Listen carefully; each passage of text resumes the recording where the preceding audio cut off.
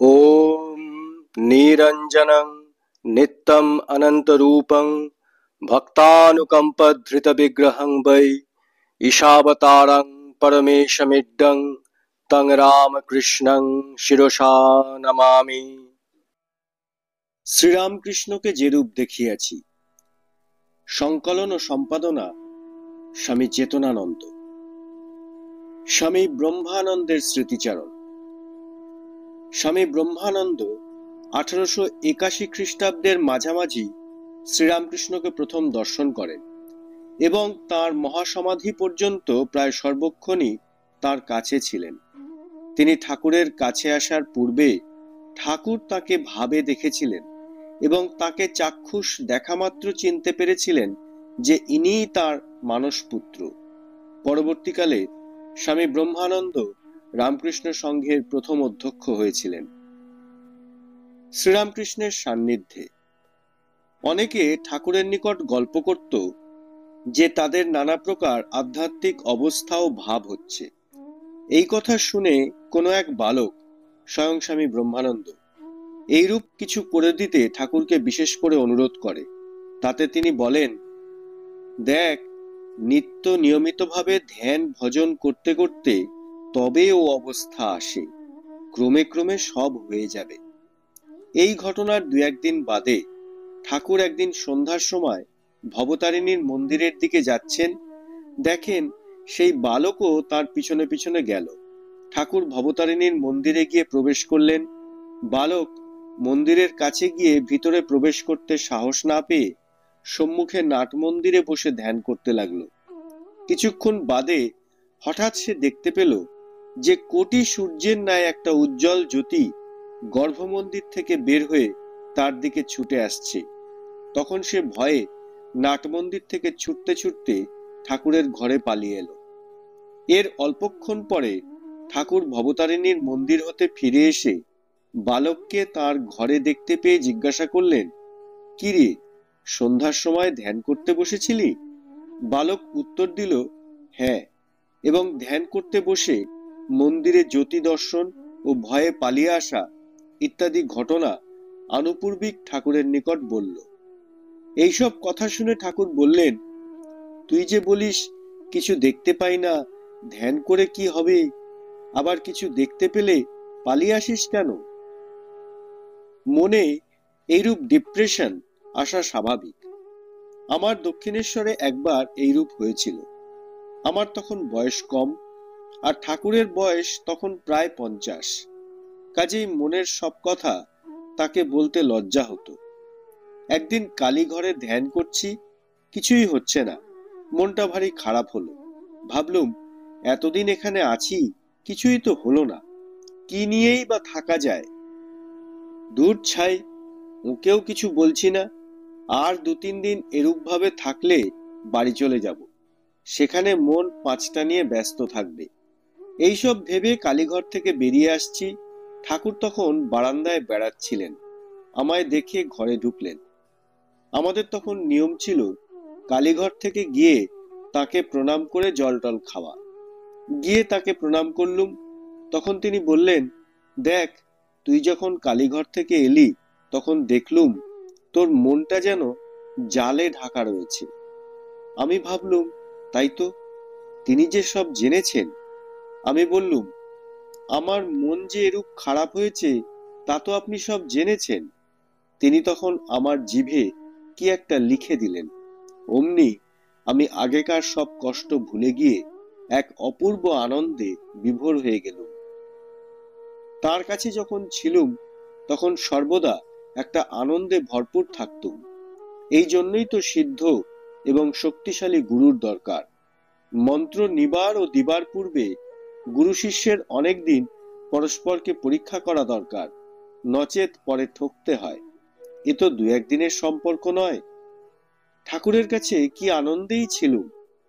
এখন ধ্যান ধারণা করে যা না হয় তখন তা আপনিই হতো। যদি মন কখনো একটু আধটু খারাপ হতো, তিনি মুখ দেখেই টের পেতেন আর বুকে হাত দিয়ে সব ঠিক করে দিতেন। তার কাছে কত আবদারি না করতুম।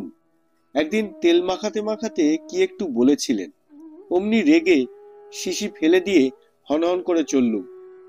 কিন্তু যদু মল্লিকের বাগানের কাছে গিয়ে আর যেতে পারলুম না, বসে পড়লুম। এদিকে ঠাকুর রামলাল দাদাকে পাঠিয়েছেন আমাকে ডাকতে। ফিরে আসতে বললেন, দেখলি যেতে পারলি, গন্ডি দিয়ে রেখেছিলুম। একদিন একটা অন্যায় কাজ করে ফেলেছি, তার জন্য অনুতাপও হচ্ছে। কি করি তার কাছে বলতে গেলুম। যেতেই বললেন, গাড়ু নিয়ে চল। ফিরবার সময় নিজেই বলছেন, তুই কাল অমুক অন্যায় কাজ করেছিস, অমন আর করিস নে। আমি তো শুনেই অবাক, ভাবলুম কি করে জানলেন। আর একদিন কলকাতা থেকে ফিরে এসে বলছেন, কিরে তোর দিকে যেন তাকাতে পারছি নে, কিছু কুকাজ করেছিস? আমরা তখন জানতুম চুরি ডাকাতি পরস্ত্রী হরণ করলেই কুকাজ হয়। বললুম না। তিনি তখন বললেন, তুই কি কোনো মিছে কথা বলেছিস? তখন মনে পড়ল কাল হাসি ঠাট্টা করতে করতে গল্পচ্ছলে একটা মিছে কথা বলেছিলুম। বাইরে কিছুই নেই, সব ভিতরে। বাইরের গান কিছুই নয়, ভিতরে এমন মধুর গান শুনতে পাওয়া যায় যে সব জুড়িয়ে যায়। ঠাকুর পঞ্চবটিতে ধ্যান করতে করতে বীণার ধ্বনি শুনতে পেতেন। একদিন দুপুরবেলা আমি যখন পঞ্চবটিতে ধ্যান করছি, পরমহংসদেব তখন শব্দব্রহ্ম সম্বন্ধে বিচার করছিলেন। সেই সব বিচার শুনতে শুনতে গাছের পক্ষীগুলি পর্যন্ত বেদে যেসব গান রয়েছে সেসব গান করছে, শুনলুম। ঠাকুরের নানা প্রকার ভাবাবস্থা। সাধুসঙ্গ বিশেষ দরকার। তাদের দেখলে, তাদের কথা শুনলে মনে ধর্মভাব ও সদ্ভাব জেগে ওঠে এবং সংশয় দূর হয়ে যায়। তাদের পবিত্র জীবন, ভাবময় জীবন দেখে মন যতটা ইমপ্রেসড হয়, শত বই পড়লেও তা হয় না। অধর সেন প্রায় একজন স্কুল সাব ইন্সপেক্টরকে সঙ্গে নিয়ে ঠাকুরের কাছে আসতেন। সেই সঙ্গীটির প্রায়ই ভাব হতো। একদিন ঠাকুরের নিকটে আসার একটু পরেই ঠাকুর সমাধিস্থ হন। তার মুখে এমন হাসি যেন আনন্দ আর ধরে না। তখন অধরবাবু সেই সঙ্গীটিকে বলেছিলেন, তোমাদের ভাব দেখে ভাবের উপর আমার একটা ঘৃণা হয়েছিল। কেননা তোমাদের ভাব দেখে বোধ হয় যেন ভিতরে কত যন্ত্রণা। ভগবানের নামে কি যন্ত্রণা থাকে? এর ভিতরে আনন্দ দেখে আমার চোখ ফুটল। এর ভাবও তোমাদেরই মতো দেখলে এখানে আর আসা হতো না। ঠাকুরের কাছে না এলে, তার এই ভাব না দেখলে অধরবাবুর মনের সংশয় কখনো যেত না। এই হলো সাধু সঙ্গের ফল। ঠাকুর রাত্রে 1-8 ঘন্টার বেশি প্রায়ই ঘুমুতেন না। কখনো সমাধিতে, কখনো সংকীর্তনে, আবার কখনো বা হরিনাম করতে করতে রাত কাটিয়ে দিতেন। কখনো কখনো দেখেছি 1 ঘন্টা 1.5 ঘন্টা কাল সমাধিস্থ হয়ে রয়েছেন।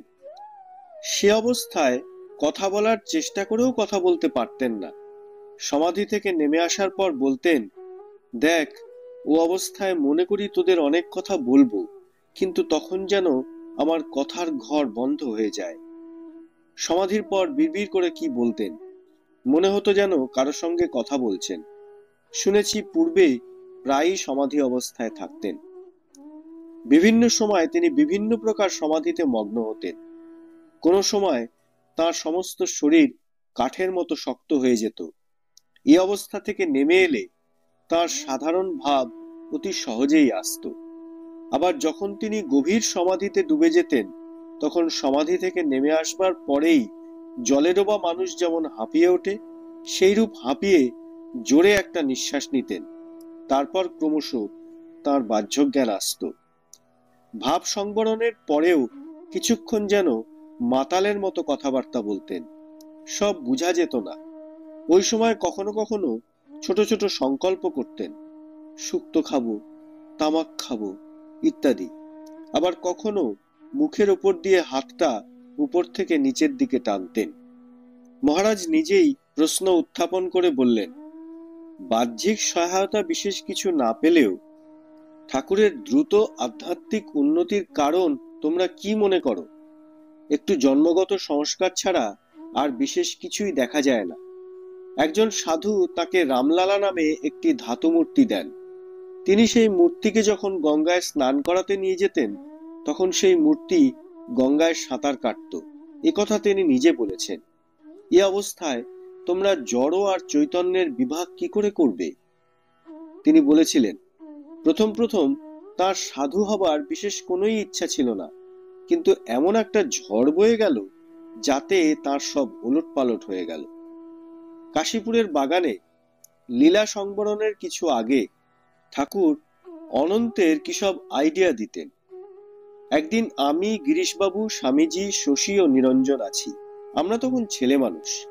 গিরিশবাবু আমাদের মধ্যে প্রবীণ আর অত মেধাবী তো। ঠাকুরের মুখে অনন্তের সম্বন্ধে দু চার কথা শুনেই বললেন, আর না, আর ধারণা হচ্ছে না। উহ, কি সব কথা বলতেন!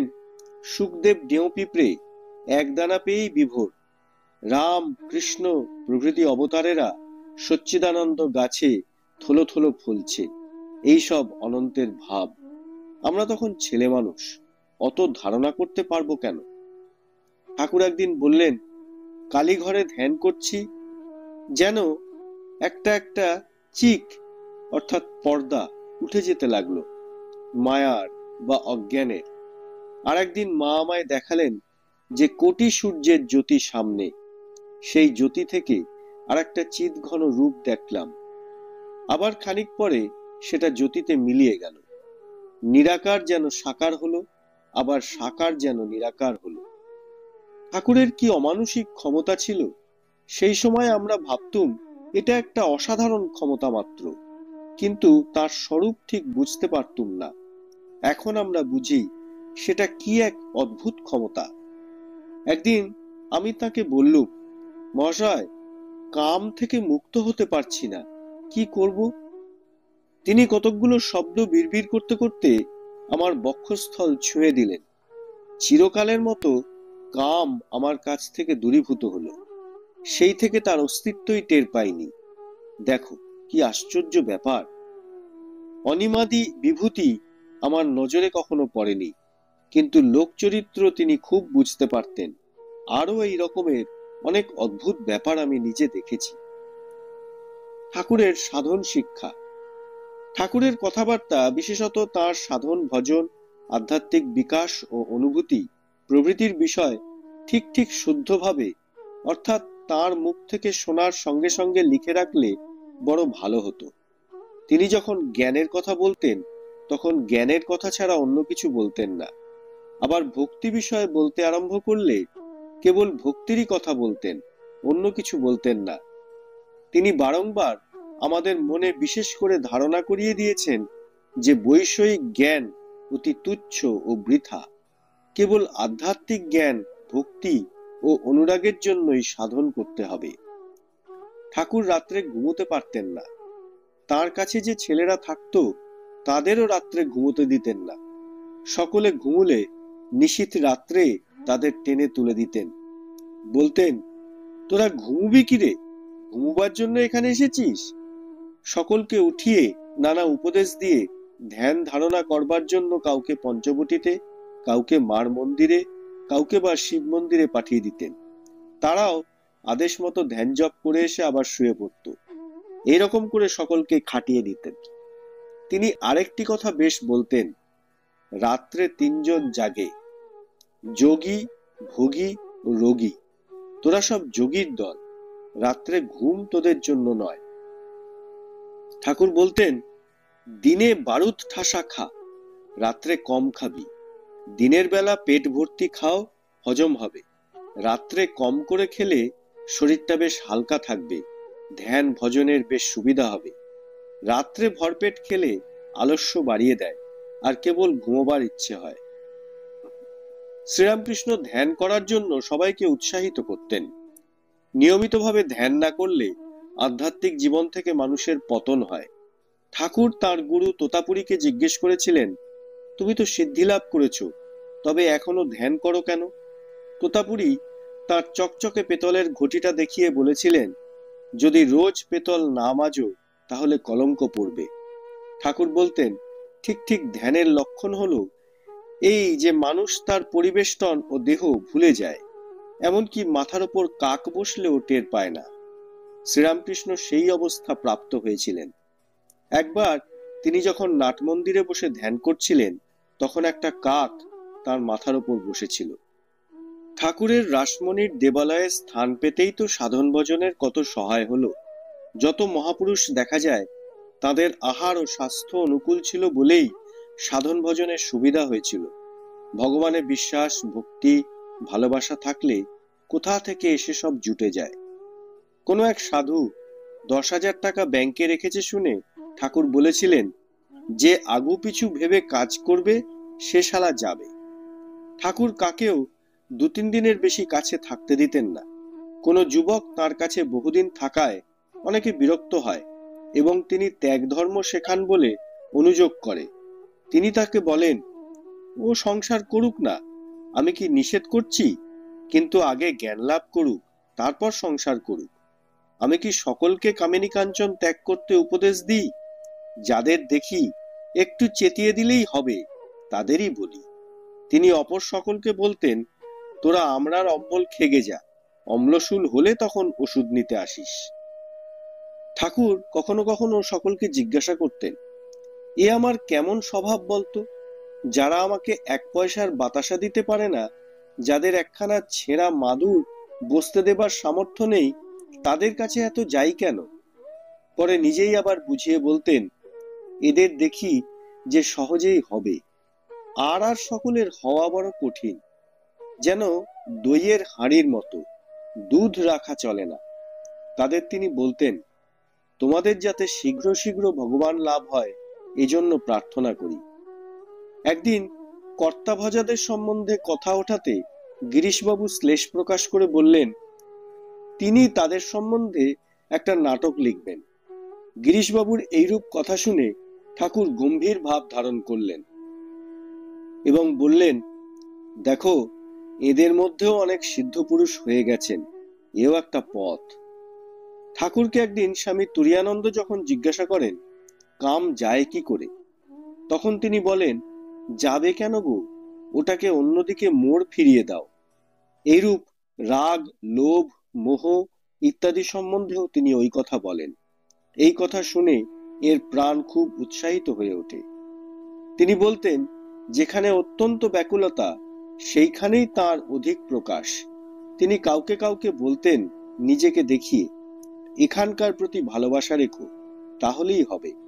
সে এক আশ্চর্য ব্যাপার হয়ে গেছে। আরো বলতেন, ভগবান লাভ করতে হলে খুব অনুরাগ চাই। যীশুখ্রিস্টের সেই গল্পটি মধ্যে মধ্যে বলতেন। জনৈক বৃদ্ধ যীশুখ্রিস্টকে একদিন জিজ্ঞাসা করেছিল, কি করে ভগবান লাভ করা যায়? যীশুখ্রিস্ট প্রশ্নের কোনো জবাব না দিয়ে সেই বৃদ্ধকে নিকটস্থ কোনো এক পুকুরে নিয়ে গিয়ে জলে চুবিয়ে ধরলেন। কিছুক্ষণ পরে বৃদ্ধ যন্ত্রণায় ছটফট করতে লাগলো। তখন যীশুখ্রিস্ট তাকে জল থেকে তুলে বললেন, জলের মধ্যে তোমার কিরকম বোধ হচ্ছিল? উত্তরে বৃদ্ধ বললে, দম বন্ধ হয়ে প্রাণ যায় যায় মনে হচ্ছিল। যীশুখ্রিস্ট তখন বললেন, ভগবানের জন্য যখন মনের ঐরূপ অবস্থা হবে তখনই তাকে লাভ করতে পারবে। তিনি বলতেন, ভগবানের জন্য কিরকম প্রেম চাই? যেমন কুকুরের মাথায় ঘা হলে পাগলের মতো ছটফট করে ঘুরে ঘুরে বেড়ায়, ভগবানের জন্য সেইরূপ অবস্থা হওয়া চাই। পরমহংসদেব ভাবের ঘরে চুরি করতে নিষেধ করতেন। সরল ভাবের লোককে তিনি বড় ভালোবাসতেন। তিনি বলতেন, আমি খোসামত ভালোবাসি না, যে ভগবানকে প্রকৃতভাবে ডাকে তাকে আমি ভালোবাসি। তিনি আরো বলতেন, সরলভাবে ভগবানকে ডাকতে ডাকতে মনের সব দোষ দূর হয়ে যায়। শ্রীরামকৃষ্ণ ও স্বামী বিবেকানন্দ। শ্রীরামকৃষ্ণ সকলকে ভগবান ভাবে দেখতেন। যখন স্বামীজি একদিন তাকে বলেন, আপনি আমাদিগকে এত ভালোবাসেন, শেষে কি আপনার জড় ভারতের মতো অবস্থা হবে নাকি? তিনি তার উত্তরে বলেন, জড়কে ভেবে জড় ভরত হয়ে থাকে, আমি যে চৈতন্যকে ভাবি রে, যেদিন তোদিগেতে মন আসবে সেদিন সব দূর করে তাড়িয়ে দেব। ঠাকুর একদিন কি কারণে স্বামীজির সঙ্গে কথা বলেন, তাতে স্বামীজি কিছুমাত্র বৈলক্ষণ বোধ না করে অম্লান বদনে থাকায় তিনি বলেছিলেন, এ মস্ত আধার।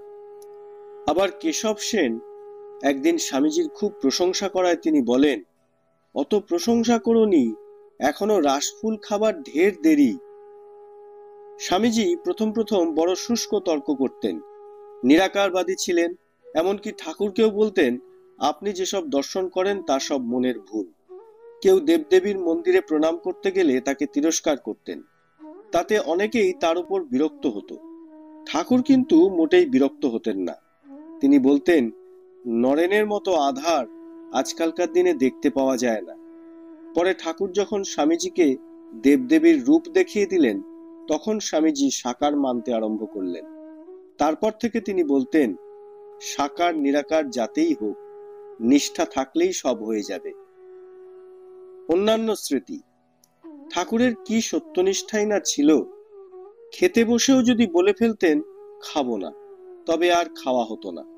একদিন যদু মল্লিকের বাগানে যাবেন বলেছিলেন, কিন্তু ভক্তের ভিড়ে সে কথা ভুলে গেছেন। আমিও আর কিছু বলিনি। রাত্রে খাওয়ার পর মনে পড়েছে, তখন অনেক রাত্রি, কিন্তু যেতেই হবে। আমি লণ্ঠন নিয়ে সঙ্গে সঙ্গে গেলুম। গিয়ে দেখি সব বন্ধ, সকলে ঘুমুচ্ছে। তখন বৈঠকখানার দরজা ফাঁক করে ভেতরে পা গলিয়ে দিয়ে চলে এলেন। তিনি মানুষের মুখের দিকে তাকিয়ে তার ভিতরে কি আছে দেখতে পেতেন, যেন কাঁচের মধ্য দিয়ে দেখছেন। যখনই তার কাছে কেউ আসতো, তিনি আপাদমস্তক দেখতেন এবং সব বুঝতে পারতেন। তারপর তার প্রশ্নের উত্তর দিতেন। বড় বড় সাধুরাও সবসময় অহংকার ত্যাগ করতে পারেন না। বারাণসীর স্বামী ভাস্করানন্দ তার নিজের ছবি আমাকে দেখিয়ে বলেছিলেন, দেখো আমার ছবি বিক্রি হচ্ছে। কিন্তু ঠাকুর, যখন কেশব সেন তার সম্বন্ধে কাগজে লিখলেন, ঠাকুর তাকে আবার লিখতে বারণ করলেন। একদিন দক্ষিণেশ্বরে একটি বারনারীর ছেলে এলো। ঠাকুর তার ঘরে ঘুমোচ্ছিলেন। লোকটা ঘরে ঢুকে তার পা ছুঁয়ে দিল। ঠাকুর তখনই লাফ দিয়ে উঠে পড়লেন, যেন তার গায়ে কেউ আগুন ছুঁড়েছে। তিনি বললেন, তুই যা পাপ করেছিস অকপটে বল। যদি তা না পারিস, গঙ্গায় গিয়ে চেঁচিয়ে বল, তুই পাপ মুক্ত হয়ে যাবি। কিন্তু লোকটার কপাল মন্দ ছিল, সে পারল না। ওম শ্রীরাম কৃষ্ণার্পণমস্তু।